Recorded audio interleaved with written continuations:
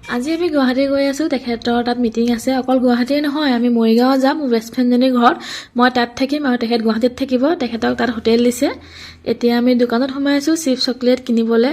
খাই গৈ যিহেতু ভাল লাগে, আমি চাহো খাই ল'লোঁ। আমি অলপ সোনকালেই পালোঁহি। এতিয়া আমাৰ বাছ পালেহি।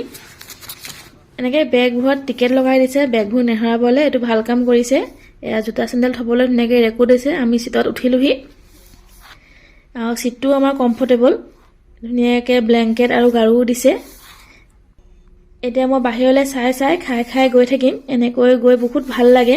খিৰিকী কিনাৰত বহি বাহিৰলৈ চাই নিজৰ সপোনৰ পৃথিৱীত মগ্ন হৈ গৈ থাকিবলৈ। আৰু নিজৰ সৰুকালৰ দিনবিলাকো মনত পৰি গৈছে। এনেকৈয়ে গৈছিলোঁ এসময়ত ককা আইতা মাহঁতৰ লগত। এতিয়া আমাক খাবলৈ ৰখালেহি শিৱসাগৰত থকা হোটেল এৰ'চিটিত।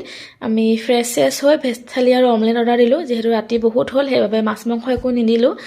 আমি খাই বৈ আজৰি হৈ আকৌ চিটত বহিলোহি। এতিয়া 12 বাজি গ'ল। অকণমান দেৰি আমি শুই লওঁ। শুইছিলোহে ৰাতি পুৱালে 4 বাজিব হ'ল। আমি যিহেতু জাগিৰোডত নামিম, সেইকাৰণে আমি অলপ সোনকালে সাৰ পালোঁ। মই টোপনি যোৱা বাদ দি বাহিৰলৈ চাব ধৰিলোঁ। শুবলৈ সদায় পাম, কিন্তু শুই ইমান ধুনীয়া পৰিৱেশ ক'ত চাবলৈ পাম। পালোহি জাগিৰোডত। ইয়াৰ পৰা আমি মৰিগাঁও যাম। এনেকুৱা গাড়ীবোৰ ৰৈ থাকে, আমি ইয়াতে যাম। আমি গৈ আছোঁ মৰিগাঁও। লগৰ ছোৱালীৰ ঘৰত যাম যিহেতু, সেইবাবে বহুত ফূৰ্তি লাগিছে। তাইও হোৱা নাই, কেইবাৰ যে ফোন কৰিছে। আৰু এইখন চাৰেংগী বিল চাওক, ইমান ধুনীয়া লাগিছে। আমি তাইৰ ঘৰত পালোহি। টিকলাও সাৰ পাই গ'ল। এয়া চাওক, আহিছে আমাক তলা খুলিবলৈ।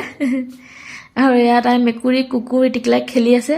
আহি তাক অকণমান দেৰি কোচত ল'লোহি। ইমান ধুনীয়াকৈ আহিছে চাওকচোন, শুই দিছেহি। অলপ দেৰি শুই মেলি এতিয়া আমি বহিছোঁ টিকলাৰ লগত। সিও খানা খাই আছে, আমিও চাহ খাব লৈছোঁ। আৰু কক'মেলন চাই আমাৰ খাবলগীয়া হৈছে আমাৰ টিকলাটোৰ কাৰণে। সি খাই থাকোঁতে কক'মেলন লগাই দিলে, ধুনীয়াকৈ খায়।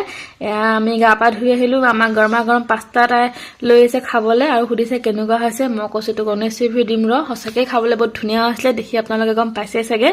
মোৰ মানুহজনেও খাই ভাল পালে। ৰেডি হৈ আমি এতিয়া গুৱাহাটী গৈ আছোঁ। আমি 4জন, টিকলা, মৃদুস্মিতা, মই আৰু মোৰ হাজবেণ্ড।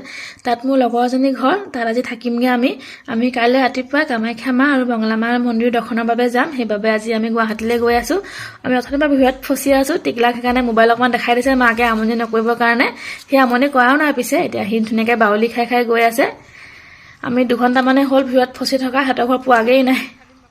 এতিয়া চাওকচোন, সি দেউতাকৰ লগত ভিডিঅ' কলিং কৰি আছে। নিজে কোনো নোকোৱাকৈ চুমা দিয়ে আছে। সি কি বুজি পাইছে নাজানো। দেউতাক যিহেতু ইণ্ডিয়াৰ বাহিৰত থাকে কামৰ বাবে, সি চুমা দিয়ে আছে। সেইকাৰণে কোৱা হয় আত্মাটো বুঢ়া, মানুহটোহে অকণমানি। এয়া আমি এতিয়া লগৰজনী ঘৰ পালোহি। এয়া তাহাঁতৰ ঘৰ। তাই আমাৰ কাৰণে চাহ খাব লাগিব আনি থৈছিলে। আৰু যিহেতু আমাৰ পাওঁতে বহুত দেৰিয়ে হ'ল, সেইবাবে ভাত পানীও তাই বনাই ৰেডি কৰিলে। মাছৰুম মাটন চাটন চব বনাই মেলি থৈ দিছে আমাৰ কাৰণে।